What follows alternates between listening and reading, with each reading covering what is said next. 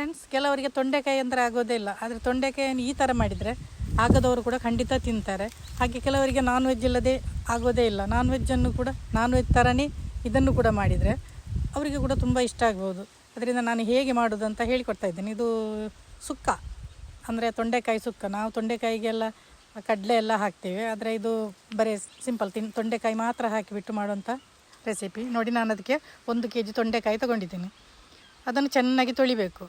ಅದರಲ್ಲೆಲ್ಲ ಕಸ ಎಲ್ಲ ಇರುತ್ತಲ್ಲ, ಚೆನ್ನಾಗಿ ತೊಳೆದ ಮೇಲೆ ನೋಡಿ ಉದ್ದುದ್ದಕ್ಕೆ ನಾನು ಕಟ್ ಮಾಡಿದ್ದೇನೆ. ಕೆಲವರು ಅದನ್ನು ಅದರ ಸ್ವಲ್ಪ ಲೋಳೆ ಇರುತ್ತಲ್ಲ, ಅದಕ್ಕೆ ಉಪ್ಪು ಹಾಕಿ ನೀರು ಹಾಕಿ ಎಲ್ಲ ತೆಗಿತಾರೆ. ನಾನಿನ್ನು ತೆಗಿಲಿಲ್ಲ. ಹಾಗೆ ಒಂದು ಅರ್ಧ ತೆಂಗಿನಕಾಯಿ ಕೂಡ ತಗೊಂಡಿದ್ದೇನೆ ನಾನು, ಒಂದು ಹೋಳು ಅಂತ ಹೇಳ್ತೀವಲ್ಲ ಹಾಗೆ. ಆಮೇಲೆ ಒಂದು ದೊಡ್ಡ ಈರುಳ್ಳಿ, 2 ಕಾಯಿ ಮೆಣಸು ತಗೊಂಡಿದ್ದೇನೆ, ಸ್ವಲ್ಪ ಕರಿಬೇವು, ಆಮೇಲೆ 1 ಗಡ್ಡೆ ಬೆಳ್ಳುಳ್ಳಿ ತಗೊಂಡಿದ್ದೇನೆ. ಹಾಗೆ 1 ಚಮಚ ಕೊತ್ತಂಬರಿ ಹುಡಿ ಮತ್ತು ಅರ್ಧ ಚಮಚ ಜೀರಿಗೆ ಒಟ್ಟಿಗೆ ಮಾಡಿದ್ದೇನೆ ಅದು ಹುಡಿ. ಆಮೇಲೆ 1.5 ಚಮಚದಷ್ಟು ಮೆಣಸಿನ ಹುಡಿ, 3 ಒಣಮೆಣಸು. ಆಮೇಲೆ ನೋಡಿ 1 ಚಮಚ ನಾನು ಚಿಕನ್ ಮಸಾಲ ತಗೊಂಡಿದ್ದೇನೆ. ಬೇಕಾದ್ರೆ ಚಿಕನ್ ತಿನ್ನೋರು ಅದನ್ನು ಹಾಕಿ, ಇಲ್ಲಾಂದರೆ ನೀವು ಗರಂ ಮಸಾಲೆ ಹಾಕೋಬೋದು. ಅರ್ಧ ಚಮಚ ಸಾಸಿವೆ ತಗೊಂಡಿದ್ದೇನೆ.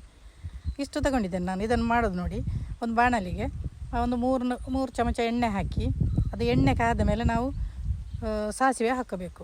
ಸಾಸಿವೆ ಸ್ವಲ್ಪ ಚಟಪಟ ಅಂತ ಅನ್ನಬೇಕು ನೋಡಿ, ಅದು ಸ್ವಲ್ಪ ಬಿಸಿಯಾದಾಗಲೇ ಹಾಕಿ, ಎಣ್ಣೆ ಬಿಸಿ ಆಗಬೇಕು. ಇವಾಗ ನಾನು ಬೆಳ್ಳುಳ್ಳಿ ಹಾಕ್ತಾ ಇದ್ದೇನೆ. ಬೆಳ್ಳುಳ್ಳಿ ತುಂಬ ಟೇಸ್ಟ್ ಕೊಡುತ್ತೆ. ನಾವು ಒಗ್ಗರಣೆಗೆ ಸಾಧಾರಣವಾಗಿ ಬೆಳ್ಳುಳ್ಳಿ ಹಾಕೋದು, ಈರುಳ್ಳಿ ಎಲ್ಲ ಹಾಕೋದಿಲ್ಲ, ಚಿಕನ್ಗೆ ಮಾತ್ರ. ನೋಡಿ, ಈರುಳ್ಳಿಯನ್ನು ಇವಾಗ ಹಾಕೋತಾ ಇದ್ದೇನೆ. ಅಂದರೆ ಬೆಳ್ಳುಳ್ಳಿ ಆಮೇಲೆ ಈರುಳ್ಳಿ ಎರಡನ್ನು ಕೂಡ ಹಾಕೋತಾ ಇದ್ದೀನಿ ನಾನು. ತುಂಬಾ ಟೇಸ್ಟಿಯಾಗಿರುತ್ತೆ. ನೀವು ಸ್ವಲ್ಪ ಈರುಳ್ಳಿ ಜಾಸ್ತಿ ಬೇಕಾದರೆ ಹಾಕ್ಕೊಳ್ಳಿ, ಏನಾಗೋದಿಲ್ಲ. ಇದು ಸ್ವಲ್ಪ ಬಾಡಬೇಕು. ಇವಾಗ ನಾವು ಇದಕ್ಕೆ ಸ್ವಲ್ಪ ಉಪ್ಪು ಹಾಕೋಬೋದು, ಅಂದರೆ ಬೇಗ ಬಾಡುತ್ತೆ. ಅದು ಹಾಕ್ಕೊಂಡಿದ್ದೇನೆ, ಅದು ಸ್ವಲ್ಪ ಮಿಸ್ ಆಯಿತು ಅಂತ ಕಾಣುತ್ತೆ. ಇವಾಗ ನಾನು ಕಾಯಿ ಮೆಣಸು ಮತ್ತು ಒಣಮೆಣಸು ಕೂಡ ಹಾಕ್ಕೊಂಡಿದ್ದೇನೆ. ಕಾಯಿ ಮೆಣಸನ್ನು ಸ್ವಲ್ಪ ಕೈಯಲ್ಲಿ ಮುರಿಯಿರಿ, ಇಲ್ಲಾಂದರೆ ಅದು ಸಿಡಿಬಹುದು. ಕಟ್ ಮಾಡ್ಕೋಬೇಕು. ಅಂದರೆ ನಾನು ಸೀಳಲಿಲ್ಲ ಅದನ್ನು, ಹಾಗೆ ಉದ್ದಕ್ಕೆ ಹಾಕ್ಕೊಂಡಿದ್ದೇನೆ. ನೀವು ಬೇಕಾದರೆ ಹಾಕ್ಕೊಳ್ಳಿ, ಇಲ್ಲಾಂದರೆ ಹಾಕೊಳ್ಳೋದು ಬೇಡ. ಹಾಕ್ಕೊಂಡ್ರೆ ಚೆನ್ನಾಗಿರುತ್ತೆ, ಒಂಥರ ಡಿಫ್ರೆಂಟ್ ಆಗಿರುತ್ತೆ ಟೇಸ್ಟ್ ಅದರದ್ದು. ಸಾಮಾನ್ಯವಾಗಿ ನಾವು ಒಗ್ಗರಣೆ ಹಾಕುವಾಗ ಸಾಸಿವೆ ಜೊತೆ ಕರಿಬೇವು ಹಾಕುತ್ತೇವೆ, ಆದರೆ ನಾನೀಗ ಲಾಸ್ಟಲ್ಲಿ ಕರಿಬೇವು ಹಾಕೋತಾ ಇದ್ದೇನೆ. ಇದು ಡಿಫ್ರೆಂಟಾಗಿ ಫ್ಲೇವರ್ ಕೊಡುತ್ತೆ, ಅದರದ್ದು ರುಚಿ ಒಂಥರ ಚೇಂಜ್ ಇರುತ್ತೆ. ಮೊದಲೇ ಹಾಕಿದರೆ ಅದು ಅಷ್ಟು ಟೇಸ್ಟ್ ಆಗೋದಿಲ್ಲ. ಈ ಥರ ಒಮ್ಮೆ ಮಾಡಿ ನೋಡಿ, ಬೇಕಾದರೆ ಅಷ್ಟು ಚೆನ್ನಾಗಿರುತ್ತೆ ಅದರದ್ದು ಟೇಸ್ಟ್ ಕೂಡ. ಕೆಲವರಿಗೆ ಅಂದರೆ ಇದಕ್ಕೆ ನಾನು ಚಿಕನ್ ಮಸಾಲ ಹಾಕಿರೋದ್ರಿಂದ ಅದೊಂಥರ ನಾನ್ ವೆಜ್ ಫೀಲ್ ಕೊಡುತ್ತೆ. ನಾವು ಕೆಲವರಿಗೆ ನಾನ್ ವೆಜ್ ತಿನ್ನದೇ ಇದ್ದರೆ ಆಗೋದಿಲ್ಲಲ್ಲ, ಅವರು ಈ ಥರ ಮಾಡಿ ದಯವಿಟ್ಟು ನೋಡಿ. ಹಾಗೆ ಕೆಲವರು ನಾನ್ ವೆಜ್ ತಿನ್ನದವರಿಗೆ ಗರಂ ಮಸಾಲೆ ಹಾಕೋಬೋದು, ಅದು ಕೂಡ ಪರವಾಗಿಲ್ಲ, ಟೇಸ್ಟ್ ಚೆನ್ನಾಗಿರುತ್ತೆ. ಅಂದರೆ ನಾವು ಮಾಮೂಲು ಮಾಡುವ ಒಂದು ಸುಕ್ಕದಿಂದ ಇದು ಚೆನ್ನಾಗಿ. ಇವಾಗ ಈರುಳ್ಳಿ ಬಾಡಿ ಆಯಿತು. ಇವಾಗ ನಾವು ತೊಂಡೆಕಾಯನ್ನು ಹಾಕೊಳ್ಳೋಣ. ತೊಂಡೆಕಾಯಿ ಹಾಕಿ ಚೆನ್ನಾಗಿ ಮಿಕ್ಸ್ ಮಾಡ್ಕೋಬೇಕು. ನಾವು ಇದರಲ್ಲಿ ಸ್ವಲ್ಪ ಬೇಯೋದಕ್ಕೆ ಇಡಬೇಕು, ಒಂದು 3-4 ನಿಮಿಷ ಮೀಡಿಯಮ್ ಫ್ಲೇಮಲ್ಲಿ ಬೇಯೋ ಹಾಗೆ ನೋಡಬೇಕು ಅದನ್ನು. ಯಾಕಂದರೆ ಅದು ಸ್ವಲ್ಪ ಎಣ್ಣೆಯಲ್ಲೇ ಬೇಯಬೇಕು, ಒಂಥರ ಫ್ರೈ ಆಗಬೇಕು. ಹಾಗೆ ಫ್ರೈ ಆದ್ರೇ ಅದರದ್ದು ಟೇಸ್ಟು ತುಂಬ ಚೆನ್ನಾಗಿ ಬರೋದು.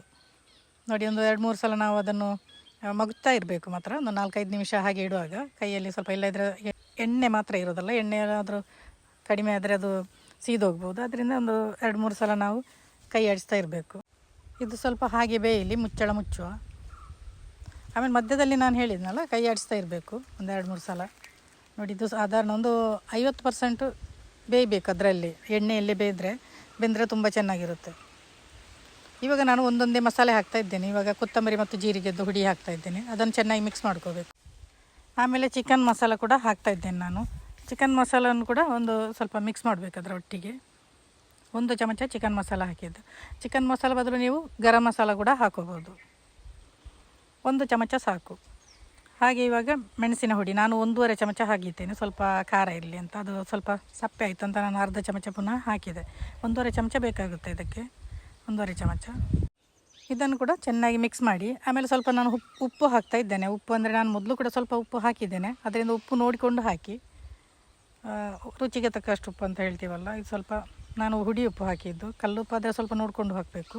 ಇದು ಸ್ವಲ್ಪ ಬೇಯಲಿ ಅಂತ ಬಿಡ್ತಾ ಇದ್ದೇನೆ ನಾನು. ಅದರಲ್ಲೇ ಸ್ವಲ್ಪ ಬೇಯಬೇಕು, ಒಂದು ಮೀಡಿಯಮ್ ಫ್ಲೇಮಲ್ಲಿ ಇಡಬೇಕು. ಒಂದು 2-3 ನಿಮಿಷ ನಮಗೆ ಅದರ ಹಸಿ ವಾಸನೆ ಹೋಗಬೇಕು. ಇನ್ನೊಮ್ಮೆ ನಾವು ಮಿಕ್ಸ್ ಮಾಡ್ಕೋಬೇಕು ಅದನ್ನು ಚೆನ್ನಾಗಿ. ಇವಾಗ ನಾನು ಸ್ವಲ್ಪ ಬೇಯಲಿ ಅಂತ ಸ್ವಲ್ಪ ನೀರು ಕೂಡ ಹಾಕೋತಾ ಇದ್ದೀನಿ. 1 ಕಪ್ಪಷ್ಟು ನೀರು ಹಾಕ್ತಾ ಇದ್ದೀನಿ.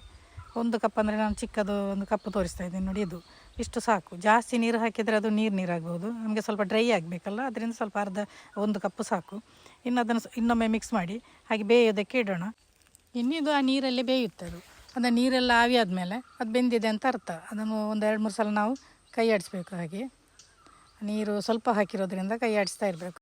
ತೊಂಡೆಕಾಯಿ ಎಳಸಾಗಿದ್ದರೆ ಬೇಗ ಬೇಯುತ್ತೆ ಅದು. ಇದು ಸ್ವಲ್ಪ ಎಳಸು ಇದೆ, ಸ್ವಲ್ಪ ಬೆಳ್ತದ್ದು ಇದೆ, ಅದರಿಂದ ಸ್ವಲ್ಪ ಲೇಟ್ ಆಯಿತು. ಇದು ನೋಡಿ ಬೇಯ್ತಾ ಬಂತು. ಇವಾಗ ಬೆಂದಿದೆ ಅಂತ ನಾವು ತೆಗೆದು ತಿಂದು ನೋಡುವಾಗ ಗೊತ್ತಾಗುತ್ತೆ, ಮೆತ್ತಾಗಿದ್ದರೆ ಬೆಂದಿದೆ ಅಂತ. ಇವಾಗ ನೋಡಿ ಚೆನ್ನಾಗಿ ಬೆಂದಿದೆ, ನೀರು ಕೂಡ ಆರಿ ಹೋಗಿದೆ. ಇವಾಗ ನಾವು ತೆಂಗಿನ ತುರಿ ಹಾಕ್ಕೋಬೇಕು. ತೆಂಗಿನ ತುರಿ ಹಾಕಿದ ಮೇಲೆ ಒಂದು 2-3 ನಿಮಿಷ ಅಂದರೆ ಅದರದ್ದು ಕೂಡ ಹಸಿ ವಾಸನೆ ಸ್ವಲ್ಪ ಹೋಗಬೇಕು. ನೋಡಿ ಇದು ಬೆಂದಿದೆ ನೋಡಿ, ಇಷ್ಟು ಸಾಕು ನೋಡಿ. ಇವಾಗ ನಾನು ತೆಂಗಿನ ತುರಿ ಹಾಕೋತಾ ಇದ್ದೀನಿ. ತೆಂಗಿನ ತುರಿಯನ್ನು ಬೇಕಾದರೆ ನೀವು ಫ್ರೈ ಮಾಡಿ ಕೂಡ ಹಾಕೋಬೋದು, ಇಲ್ಲಾಂದರೆ ಹೀಗೆ ಕೂಡ ಹಾಕೋಬೋದು. ಹೀಗೆ ಹಾಕಿದರೆ ಸ್ವಲ್ಪ ಅದು ಒಂದು 3-4 ನಿಮಿಷ ಹಸಿ ವಾಸನೆ ಹೋಗೋ ತನಕ ಸ್ವಲ್ಪ ಫ್ರೈ ಮಾಡಬೇಕು ಅದನ್ನು. ನೋಡಿ ಇವಾಗ ಆಗ್ತಾ ಬಂತು. ಆಯಿತು, ನಮ್ಮದು ಸುಕ್ಕ ರೆಡಿ ಆಯಿತು. ಲಾಸ್ಟಿಗೆ ನಾನು ಸ್ವಲ್ಪ ಕೊತ್ತಂಬರಿ ಸೊಪ್ಪು ಮತ್ತು ಕರಿಬೇವು ಕೂಡ ಹಾಕೋತಾ ಇದ್ದೀನಿ. ಫ್ಲೇವರ್ ತುಂಬ ಚೆನ್ನಾಗಿ ಬರುತ್ತೆ ಅದು. ಒಮ್ಮೆ ಮಾಡಿ ನೋಡಿ ಎಷ್ಟು ಚೆನ್ನಾಗಿ ಬರ್ತಾಯಿದೆ ಅಂದರೆ.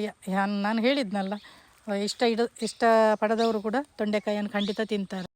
ದಿವಸ ನಾನ್ ವೆಜ್ ತಿನ್ನುವವರಿಗೆ ಕೂಡ ತುಂಬಾ ಚೆನ್ನಾಗಿರುತ್ತೆ. ಇದು ನಾನ್ ವೆಜ್ ಫೀಲೇ ಬರುತ್ತೆ ಅದನ್ನು ತಿನ್ನುವಾಗ, ಯಾಕಂದರೆ ಅದಕ್ಕೆ ಚಿಕನ್ ಮಸಾಲ ಹಾಕಿದ್ದೇವಲ್ಲ. ಹಾಗೆ ನಾನ್ ವೆಜ್ ತಿನ್ನೋದವರು ಗರಂ ಮಸಾಲ ಹಾಕ್ಬೋದು. ನೋಡಿ ಎಷ್ಟು ಚೆನ್ನಾಗಿ ಬಂದಿದೆ ಅಂತ. ನೀವು ಕೂಡ ಮಾಡಿ ನೋಡಿ, ಆಮೇಲೆ ಕಮೆಂಟ್ ಮಾಡಿ. ವಂದನೆಗಳು.